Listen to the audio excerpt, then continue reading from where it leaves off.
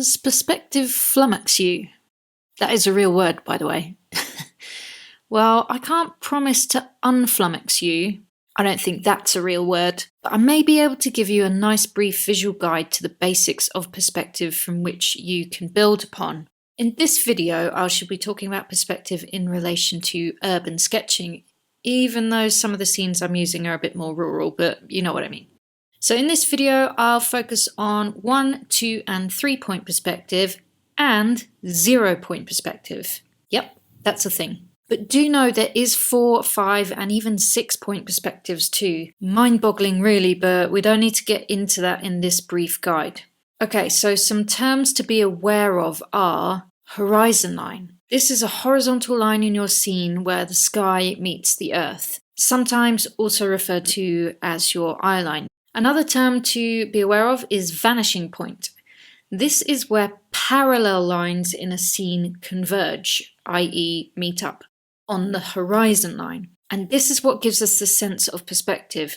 So please note here the key word is parallel. I think perhaps this is what may trip people up sometimes. So this is parallel lines that converge to the vanishing point, i.e. they vanish off in the distance, and that always ends up on the horizontal line where the sky seems to meet the earth, which is called the horizon line.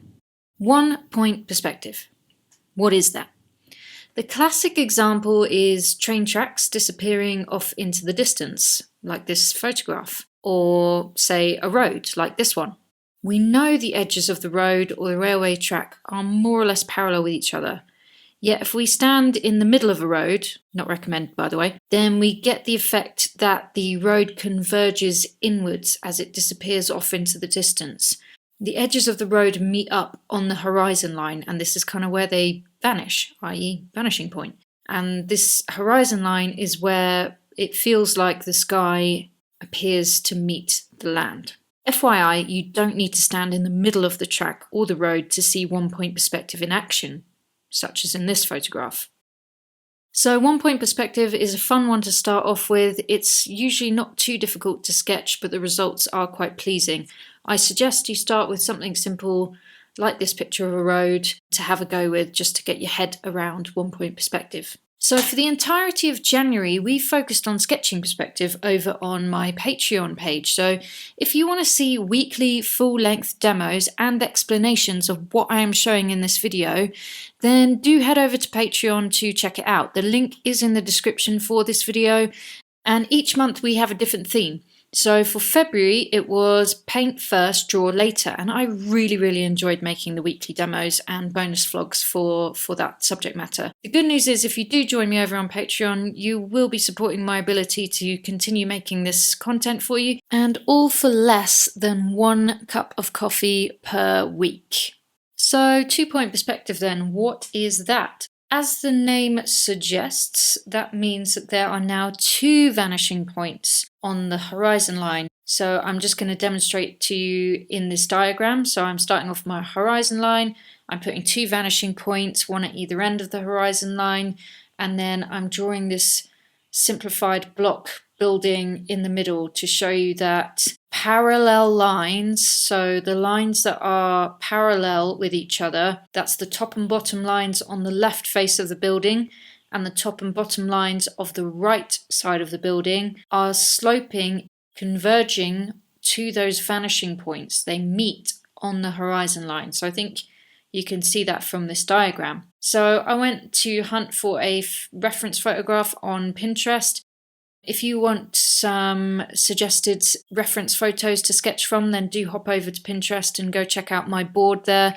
I'm constantly adding reference photographs to try out there. So, if you need a bit of inspiration, then by all means go over there and have a look. Link is in the description below. So yeah, I found this photograph of this nice looking house. I found it quite difficult actually to find a photo reference for 2 point perspective. I looked for a while and I just couldn't find too much. So I settled on this house in the end and sketched that out for you so you can kind of see how that works in practice. Obviously these sketches are highly sped up. If you want the full length, obviously those are over on Patreon. But you can see I'm not starting with any guidelines for the perspective. I'm just going straight in with my pencil drawing the big shapes, but I am keeping in mind that perspective. As such, my perspective isn't perfect in these sketches, especially this one. There is definitely a dodgy window at the bottom of the house on the left-hand side, but it doesn't matter. As long as you get the idea of it and you somewhat get the perspective correct, then that's fine. That's actually all you need to make an interesting, quirky sketch.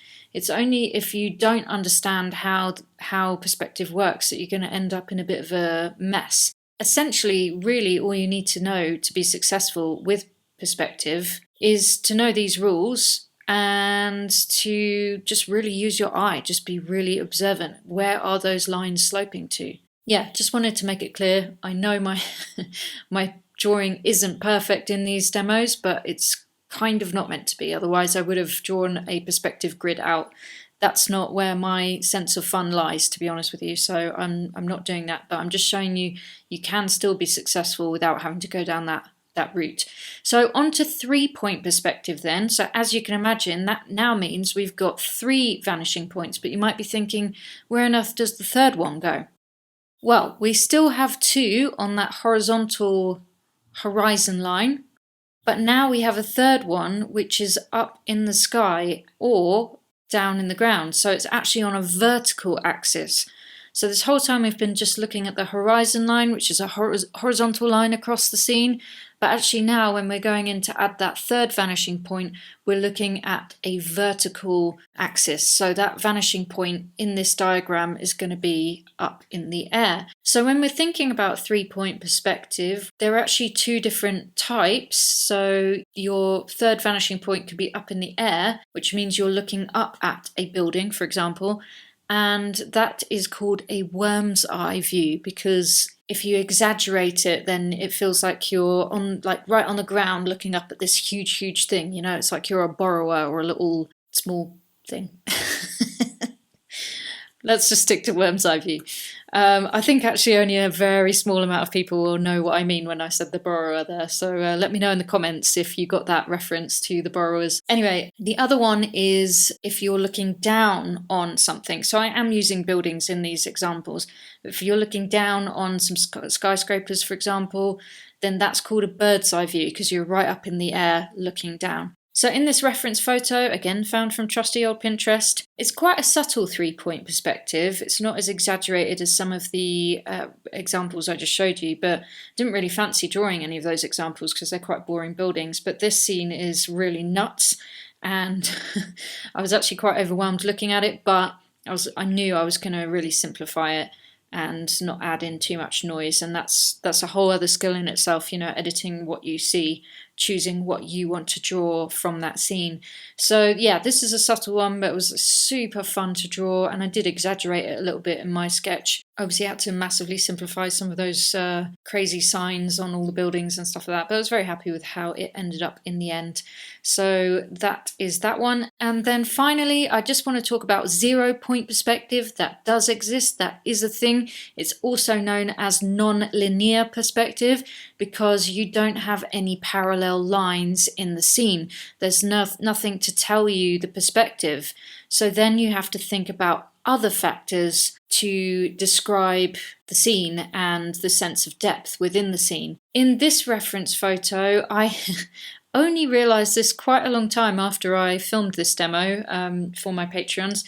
There is actually a road in the foreground, but I think we can get away with it because it doesn't really help us too much with the sense of perspective. So a classic scene you might think of with 0-point perspective is just like a mountainscape or something like this photograph on the screen. But I am going to stick with this reference that does have the road in the foreground because I just don't feel like it is really helping us with perspective too much. So the factors that you need to take into consideration when you are sketching a 0-point perspective scene are as such. So things like using relative scale. So something might be much bigger if it's in the foreground versus something that is much smaller in the background. So in this sketch, you can see my posts are much bigger in the foreground, much thicker and much bigger, and then they recede off into the background. They become smaller and thinner. So this can help us show a sense of depth in the scene. Another thing you can use is overlapping. So where certain things overlap each other. So check out this photo of this mountain range. Do you see how the mountains overlap each other? And that tells us something about the sense of distance and depth in the scene. And using this same photograph, can you see how value and color are really important factors that tell our eyes that something's further away too? So objects that are further in the distance tend to have more of a blue tint, and that's because of the effects of the atmosphere. So this is most obvious when you're looking at photographs of like mountain scenes and stuff like that, but it is something that's quite interesting to be aware of. The principle of clarity is another useful technique. So objects that are in the foreground are much clearer and have much more detail, whereas objects in the distance should be less detailed and less clear. So you can really exaggerate this in your sketch to kind of create that sense of depth. And following on from this, it's also important to consider texture as well. Again, closer an object is, the more texture, so therefore detail, you'll see. So there's some certain tips and tricks you can use, such as drawing objects in the foreground with a much thicker line and objects in the background with a finer line, or perhaps no line at all. And it's a lot of fun to play with this and exaggerate it to make like a stylized sketch. The position of objects really help to show perspective. So if an object is placed higher on a flat surface, it tends to recede away from the viewer. And this is also dependent on some other factors mentioned, so things like relative size, clarity, and texture. So you can mix all of these elements to really help you bring a scene with no linear perspective, so no parallel lines to help out.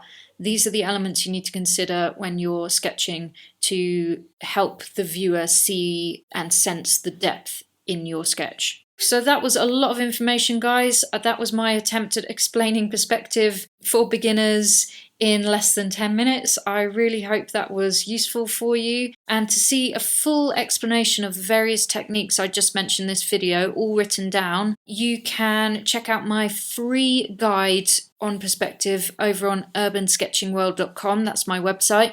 You don't need to put an email in or anything, it's just right there on the website for you to check out, and you'll find the link to that guide in the description for this video. Do make sure to check out the other videos in my Urban Sketching for Beginners series. If they're not out quite yet, then they will be really soon. So hop over to my channel to see the full series. And again, if you want a full-length walkthrough of these sketches, as well as to join in our different themes each and every month, then go check out my Patreon page. Thanks for watching, guys, and I will see you in the next video.